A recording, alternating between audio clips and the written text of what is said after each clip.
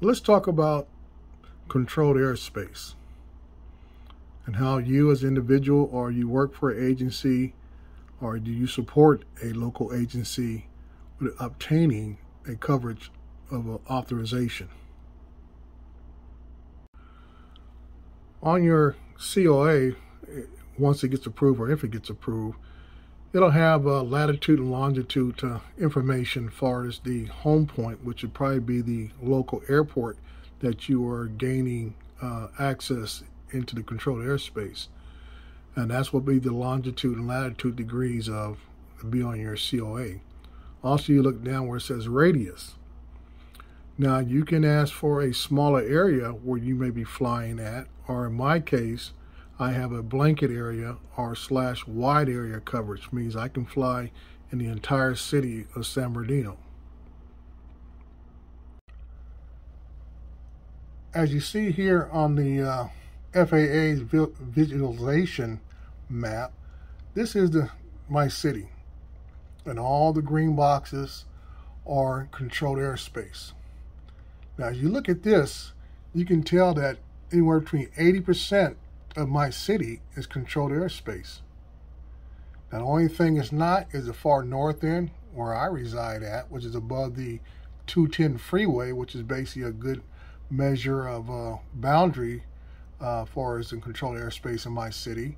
Anything north of the 210 is pretty much going to be G space, and you go into the city of Rialto, or you go down to the areas of Grand Terrace into High Grove, unless you go out to the far edges past Redlands, California, and go out to the county area where you have Mentone area, you go back into. And what happens is this area has overlapping controlled airspace. You have San Bernardino Airport is the main source, and then Redlands has a small airport to the, would be your, I guess my right, which would be east of San Bernardino. And then over here, as you get past Fontana, you pick up Ontario International Airport airspace. So all those gaps between is Class G. And if you go up towards the Cahoon Pass, which is up where I live at area, that's Class G in that area. And then you have the darker green spots, which is the National Forest area.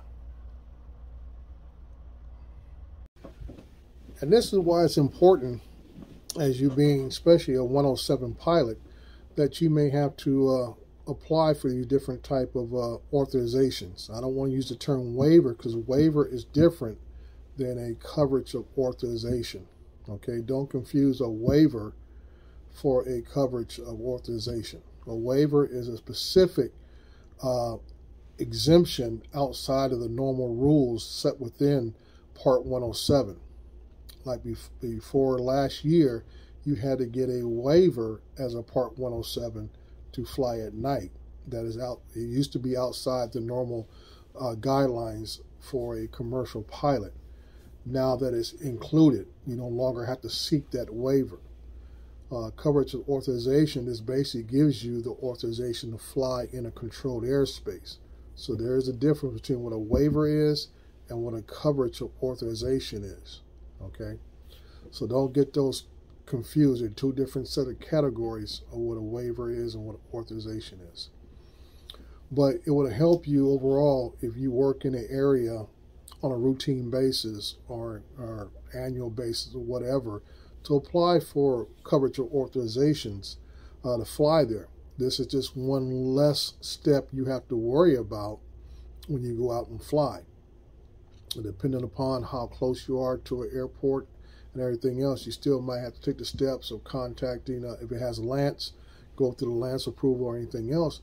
But what happens is once you have that form from the FAA, you use that document to go to DGI, and you go to the custom unlock portion of DGI, and you submit that document as your authorization to fly that area, and that way DGI will permanently unlock your drone, or drones in my case, several drones, on a regular basis until that authorization expires.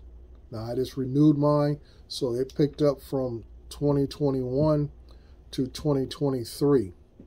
I think it's November 2023 when my current one will expire, and I will renew that probably a month or two before and continuing it on as I so need to do so.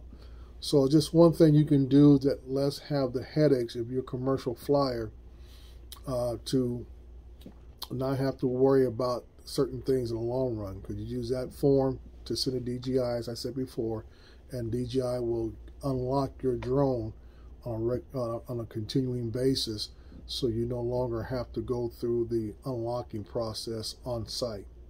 It'll already be unlocked, and this is another reason why I use my phone as an internet hotspot, because when you do unlocking, or you need to have unlocking done on your drone, and as in my case it's automatically unlocked, it still continues to need to have internet access for that purpose. Now, if you're using a tablet to fly with, or even a phone to fly with still, it needs to have internet access, so when you go to that area where it's controlled airspace, and you hit that key for unlocking licenses, which is in the menu option of all your drones, no matter if you use the Fly app, the Go 4 app, or the original Go app, or even the Pilot app, it has a section there for authorizations, unlocking license, and that license will be there, and you can slide it over where it's green, where it's active, or you can deactivate it if you're flying outside that area.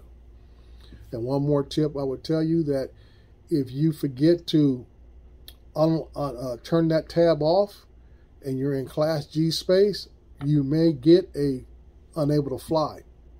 Because I've tried to tell people this before. Some don't believe me. Some have tried it for themselves and found out what I said is true, is that if you're flying in controlled airspace and you go into Class G airspace, your authorization does not recognize the Class G airspace any longer. It treats it as another controlled area. So if you're flying on the borders of a controlled area, Class D, C, whatever the case may be, E, and you go over to a Class G area, your drone will stop as if it went into another class area where you don't have authorization, and if you stay there too long, your drone will go into self-landing mode. Trust me with this. That's what will happen. So once again, this is Dre Crawford, Recover One Drones. If you like what I'm saying, or if you don't like what I'm saying, subscribe, click the like button, hit the unlike button, leave a comment. We can talk about it. I'm all about open debate and discussion, and I'm sure we can come to common ground. So once again, hang on, enjoy the ride, and please subscribe. Thank you.